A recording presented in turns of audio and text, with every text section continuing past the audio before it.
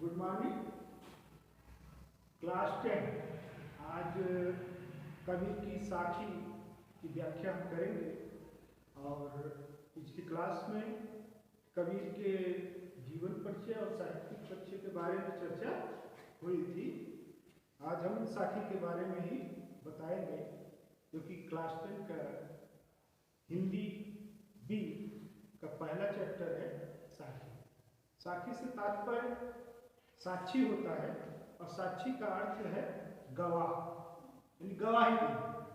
तो कबीरदास ने जो साखी लिखी है तो उसका ये तात्पर्य हुआ कि सत्य के प्रति वो गवाही दे रहे हैं कि सच्चाई क्या चीज है। हाँ, साखी का जो अर्थ है साक्षी या गवाही उनको समझना चाहिए। ठीक, अब आगे हम आते हैं, देखते हैं कि साखी में क्या क्या है और उसकी व्याख्या हम करते हैं। क्योंकि साखी जो है वो छंद दोहे में लिखा गया है और उसकी व्याख्या हम कर रहे हैं। पहला जो दोहा है साखी का वो है, ऐसी बानी बोलिए मन का आपा खोए, अपना तन शीतल करे औरन को सुख होए। इसका मतलब ये हुआ कि आदमी को ऐसी बानी बोलनी चाहिए, ऐसा मीठे शब्द का प्रयोग करना चाहिए जिससे सामने वाला भी खुश हो जाए और अपने आप को भी शांति मिले। अपना तन शीतल करे औरन को सुख होए। ठीक, तो ऐसी मीठी बानी बोलना चाहिए, अपने अंदर से गुरूर और घमंड यानी आपा को निकाल करके ऐसी मीठी बातें सामने वाले के सामने प्रस्तुत करना चाहिए जिससे वो भी शीतलता को प्राप्त करे और खुद को सुख प्राप्त हो। ये हो गया। दूसरा जो दिया हुआ है साखी दोहे का, कस्तूरी कुंडल से मृग ढूंढे बदमाश, ऐसे घट घट राम है दुनिया देखे ना। यहाँ राम शब्द आया है तो राम शब्द जो है वो निराकार ईश्वर की बात कही गई है, निर्गुण ईश्वर की बात कही गई है। क्योंकि कुछ लोग राम से तात्पर्य दशरथ के पुत्र राम समझ लेते हैं, जबकि कबीर पंथियों में या निर्गुण भक्ति में राम से तात्पर्य उस निराकार ईश्वर की है, जैसे कि कल्पना की गई गाड की या लह की, उसके वो समतुल्य है। ऐसे राम की बात कबीरदास जी इस दोहे में करते हैं। देखिए दोहे की व्याख्या, कस्तूरी कुंडल से, कस्तूरी कुंडल मतलब नाग, कस्तूरी कुंडल से मृग ढूंढे बदमाश, मृग मतलब हिरण। हिरण के नाभि में कस्तूरी रहती है, लेकिन उस कस्तूरी को पाने के लिए हिरण पूरे जंगल में ढूंढता है। कस्तूरी एक बहुमूल्य वस्तु है जो हिरण के नाभि में पैदा होती है। उसमें बहुत ही ज्यादा खुशबू होती है और उस खुशबू को प्राप्त करने के लिए हिरण पूरे जंगल में छान मारता है। इसी तरीके से ऐसे घट घट राम है, कबीरदास जी कहते हैं ऐसी घट घट माने जगह जगह। ठीक, राम उपस्थित हैं, दुनिया देखे ना, लेकिन दुनिया उसको देख नहीं पाती है। उसके एवज में वो तीर्थ यात्राओं पर जाती है राम को ढूंढने के लिए। ठीक, मंदिरों में जाती है, मस्जिदों में जाती है, जगह जगह वो राम की तलाश करते हैं, जबकि राम उसके अंदर ही उपस्थित हैं। तीसरा दोहा देखिए, जब मैं था तब हरि नहीं, अब हरि है मैं नाही, सब अधियारा मिट गया जब दीपक देखा माही। अब यहाँ दीपक देखा माही से तात्पर्य रूपक अलंकार से है। दीपक का अर्थ ज्ञान से है, यानी दीपक रूपी ज्ञान, या ये कह लीजिए कि ज्ञान की रोशनी। दीपक से तात्पर्य ज्ञान की रोशनी से है। अब देखिए उसकी व्याख्या, जब मैं था, जब मेरे अंदर मैं या गुरु, मैं का मतलब गुरु या घमंड समाया हुआ था, तब मेरे अंदर हरि या ईश्वर उपस्थित नहीं था। अब हरि है मैं नहीं, मेरे अंदर हरि का वास हो गया है, ईश्वर का वास हो गया है। अब इसमें मेरे अंदर आपा नहीं है, यानी गुरु या घमंड नहीं रह गया है, तो मेरे अंदर हरि का वास हो गया है। सब अंधियारा मिट गया। जब मेरे अंदर ज्ञान प्रकाश रूपी ज्ञान आया ना, ज्ञान दीपक रूपी ज्ञान आया, तो मेरे अंदर से सारा अंधियारा मिट गया, यानी चारों तरफ मुझे प्रकाश ही प्रकाश दिखाई दे रहा है। चौथा देखिए, सुखिया सब संसार है खावे और रोवे। हाँ, सुखिया सब संसार है खावे और सोवे, दुखिया दास कबीर है जागे और रोवे। अब कबीरदास जी कहते हैं कि ये संसार के लोग सभी सुखी हैं जो खाते हैं और आराम से सोते हैं, लेकिन कबीरदास जी अपने आप को कहते हैं कि इस संसार में जो कबीरदास जी हैं वो बहुत ही दुखी हैं, जागे और रोए। वो रात में जागते हैं और रोते हैं। कहने का तात्पर्य ये है कि कबीरदास जी भक्ति में लीन रहते हैं, वो अपने आराध्य से रोते हैं ना, अपने गुनाहों की माफी मांगते हैं, अपने संसार यानी जो संसार में कुरीतियां फैली हुई हैं उसके लिए और अपने लिए बल्कि संसार के लिए क्या दुआएं करते हैं।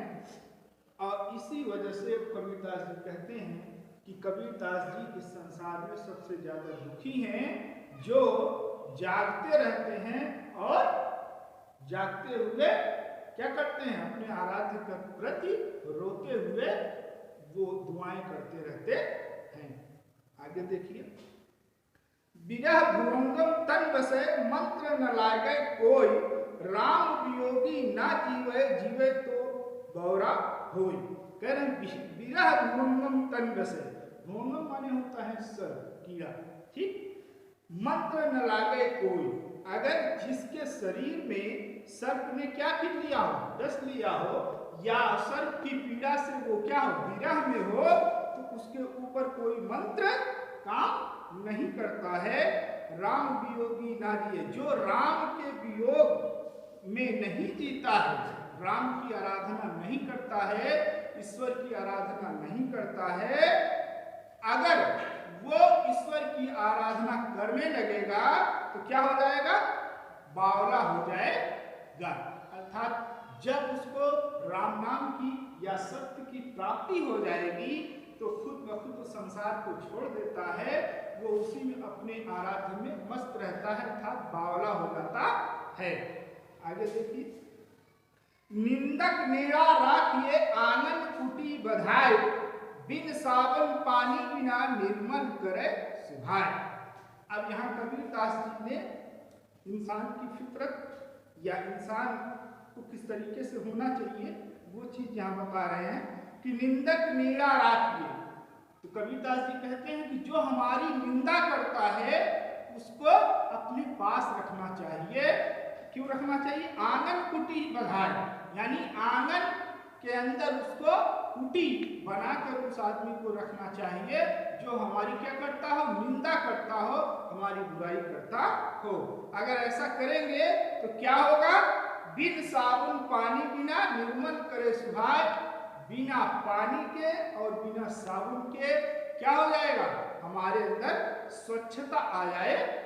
निर्मल करे सुभाए, हमें क्या कर देगा, निर्मल कर देगा, अर्थात वो हमारी निंदा करेगा और उस निंदा से हमें ये जानकारी मिलेगी कि हमारे अंदर क्या कमियां हैं, और हम उस कमी को जब दूर कर लेंगे तो बिना पानी और बिना साबुन के ही हमारा शरीर निर्मल हो जाएगा।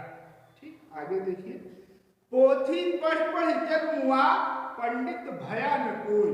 कबीरदास जी यहाँ पोथियों के बारे में बता रहे हैं कि संसार में बहुत से लोग पोथी पढ़ पढ़कर क्या हुआ, बहुत से लोगों ने पोथी को पढ़ा, यानी जगमुआ, ये संसार के लोग पोथी पढ़ पढ़ करके नहीं, पोथी पढ़े, इस संसार के लोगों ने पोथी पढ़ पढ़ करके पंडित भयानक, लेकिन कोई भी आज तक पंडित नहीं हो पाया।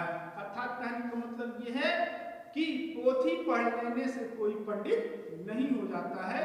तो वही कबीरदास जी फिर कहते हैं कि अगर इस संसार के लोग सभी पोथी पढ़ने के लिए परेशान हैं कि पोथी पढ़ करके हम पंडित हो जाएंगे, लेकिन ऐसा नहीं होता कि पोथी पढ़ लेने से पंडित हो जाया जाए। एक आखर पीयू का पढ़े सु पंडित होए। पीयू का मतलब यहाँ फिर राम से है, ईश्वर से है कि कबीरदास जी कहते हैं कि एक ही आखर, आखर मतलब अक्षर, एक ही शब्द पीयू का पढ़ने से इंसान पंडित हो जाता है। आगे देखिए, हम घर जाल्या आप ना लिया मुराड़ा हाथ, अब घर जालो ताश का ले चले हमारे साथ। अब यहाँ कबीरदास जी जो ये दिखाना चाहते हैं कि जो हमारे साथ चलना चाहता है उसको किस तरीके से उसकी कंडीशन या शर्तें होती हैं। तो कह रहे हैं कि हम घर जाल्या आपने, मैंने अपने घर को जला दिया, यानी छोड़ दिया, पत पत्नी पुत्र पुत्री सबको छोड़ दिया। लिया मुराड़ा हाथ, मुराड़ा से मतलब लाठी या लकड़ी, ठीक, हमने अपने हाथ में मुराड़ा हाथ में ले लिया। अब घर जालो ताश का, अगर तुम मेरे साथ चलना चाहते हो तो अपने घर को इसी तरीके से जला दो, ये चले हमारे साथ। जो हमारे साथ चलना चाहता है वो अपने घर को इसी तरीके से छोड़ दे, इसी तरीके से त्याग दे, तभी वो हमारे साथ चल सकता है। एक दूसरी दृष्टि में अगर हम ये देखें तो ये भी कह सकते हैं कि जो हमारा मोह माया का संसार है उसको त्यागने की बात कबीरदास जी करते हैं। अर्थात जो हमारे अंदर लालच है, एक दूसरे के प्रति ईर्ष्या है, तमाम तरह की जो बुराइयां हैं, उस चीज को इंसान छोड़ दे, वही इंसान हमारे साथ चल सकता है। कृपया करके सभी बच्चे इस वीडियो को लाइक और शेयर जरूर करें, जिससे दूसरे बच्चे भी इससे लाभ प्राप्त कर सके।